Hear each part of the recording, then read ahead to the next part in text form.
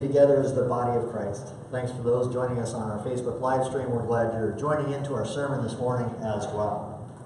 I want to start this morning by sharing a little bit of trivia about how sermons come to be. The easiest way to get a sermon together is to pay esermons.com and have them take care of that for you. You download it and away you go. The only problem is those kind of sermons sound like somebody else wrote them because, well, in fact, somebody else did.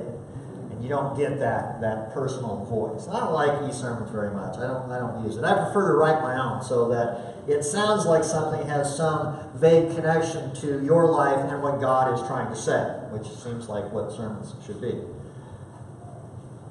So that said, how does a preacher come up with topics? And there's different ways to do that as well. Some just kind of do it on the fly, and whatever comes to them on Saturday night, that's what they preach on Sunday morning. Others take a little more planned out view. The problem with making it up as you go is you tend to get the preacher's pet peeves as the topics for sermons, and ain't nobody got time for that. You don't need to hear my pet peeves. You want to stop by and have coffee, we'll talk about it then. The way to get out of doing that, the way to not project myself into what all the sermon topics is to use what's called a lectionary. Lectionary is a churchy word that no spell checker knows anything about. But a lectionary is just a prescribed set of readings that go over a number of years. Most common in the world, on the planet, is a Revised Common Lectionary. Tons of churches use it, tons of preachers use it. And it is a set of readings. You may remember if you've heard it. We haven't done it here for a while, but it has a psalm, the Old Testament, New Testament, and a gospel reading every Sunday. That goes, like I said, over a 3-year span. We use what's called a narrative lectionary. It's something that came out 5 or 6 years ago. We've been using it for, I think this is our 5th year. And it is a single reading from the Old Testament in the fall, the Gospels in the spring, and then after Easter is New Testament. And then some series through the summer. And I mention that because it is not my choice of what comes up. And that's a good thing by and large. I mean, I can make a change if I need to, but by and large, it forces me into talking about things I don't normally think about talking about. I mention all this trivia because we're going to spend the next 3 weeks talking about generosity and stewardship, which are some loaded words that for too many people in the church mean pastor's going to hit me up for money. That's not what we're going to do. That's not what we're going to do. We're talking about generosity and stewardship now because, because it's in the lectionary. It's what came up on the schedule, so we're going to talk about it. But we're going to talk about it, more importantly, because how we view generosity, how we view stewardship, has a profound effect on how we live our life.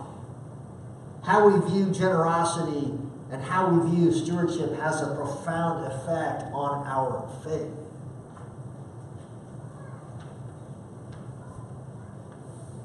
I'll be the first to tell you money's a fun thing to have. I like money. You do your work for your employer. We give our time to our customers. And they in turn give us money. Very nice. I like it. Then we get to buy food and shelter. Nothing wrong with that. Well, it's maybe not so much fun, but it's nice to have a place to stay and something to eat.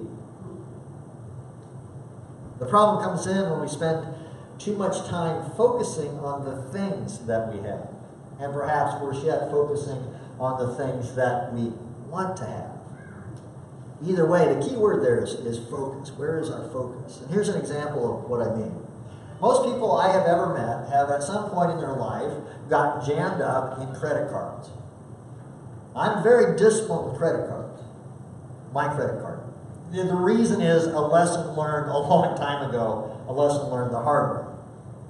It's a real simple thing to do because it makes it sound like those monthly payments will be really easy to handle.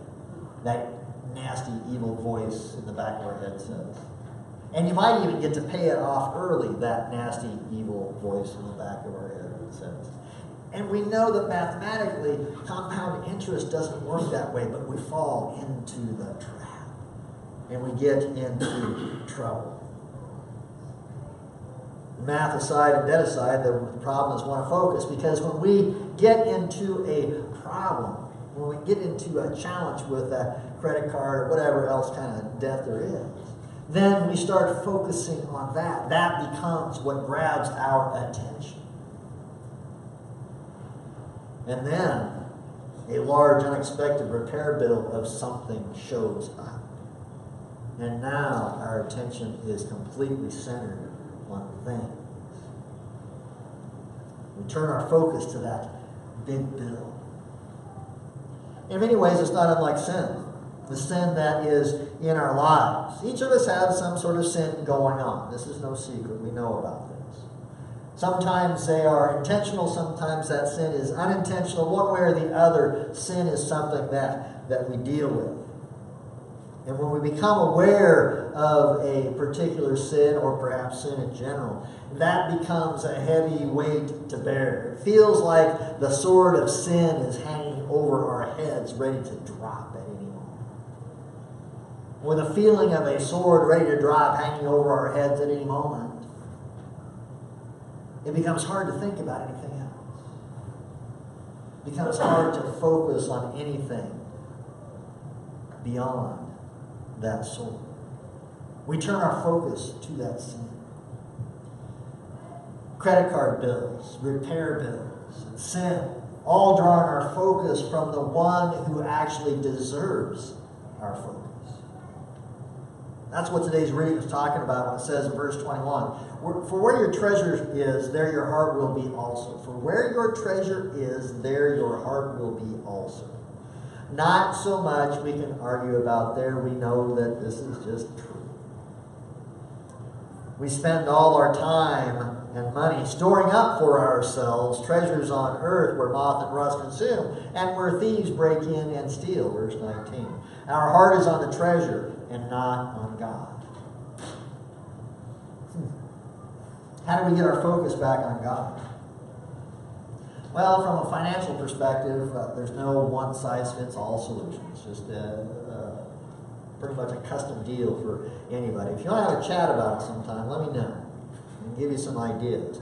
And if it's a bigger thing, we actually have somebody in the congregation, Jill Gifford is her name, who on her own dime took dime and time, she took the training and got the certifications to help people with financial work. She's not a financial planner. It's not she doesn't do investment, that kind of stuff. But it's how to set up a budget, how to deal with credit cards, how to get out from underneath that weight.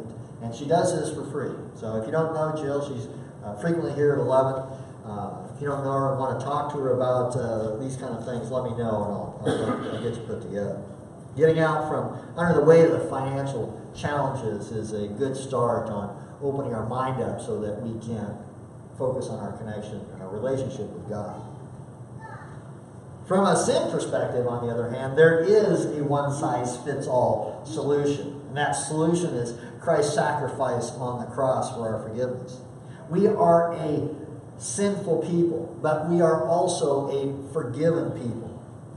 There is no sin so great that it cannot be forgiven. If your focus is on a sin from your past, please turn your focus to those words that I say every week. You are forgiven.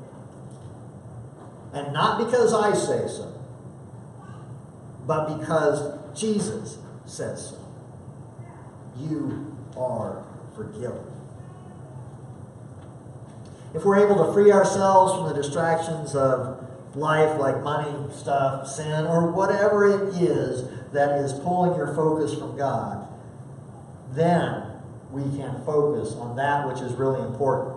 And that is our relationship with God, the one who created us, the one who forgives us, and the one who sends us into the world to bring Christ's love to life. That's something worth focusing on. Thanks be to God.